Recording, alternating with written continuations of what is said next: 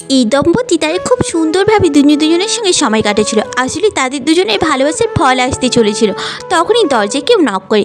দরজা খুলে দেখে বোন দাঁড়িয়ে আছে। সে বলে, দাদা আমি আর আমার স্বামীর সঙ্গে থাকতে পারছি না, তুই প্লিজ আমাকে থাকতে দে। সেটি কোনো কথাই বলে না। তখনই বৌদি এসে বলে, তোমাকে থাকতে দিতে পারি, আমাদের সঙ্গে আগের মতো কখনো করার চেষ্টা করবে না। এরপর থেকে মেয়েটি তার দাদা বৌদির ভালোবাসার মুহূর্তগুলো মেনে নিতে পারতো না। তাই সে তার বৌদিকে মেরে ফেলার জন্য তার রুমের বাইরে তেল ফেলে দেয়। তখনই মেয়েটি আসতে গেলে তার দাদার সামনে তাকে বাজারেও নাটক করে। তার দাদা তাকে খুব বিশ্বাস করতে শুরু করে।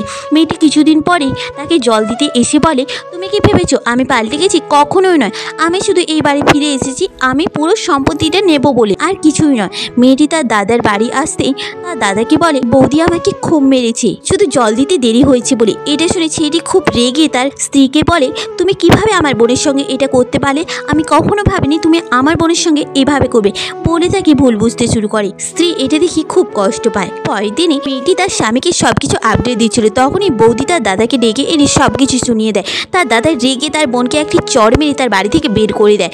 এরপরে সে তার স্ত্রীর কাছে ক্ষমা চায়। কখনো পরের কথায় নিজের স্ত্রীকে ভুল বোঝো না, সেটা তোমার পক্ষে সব থেকে বড় ভুল হবে। আপনার কি মত কমেন্ট করে জানাবেন কিন্তু।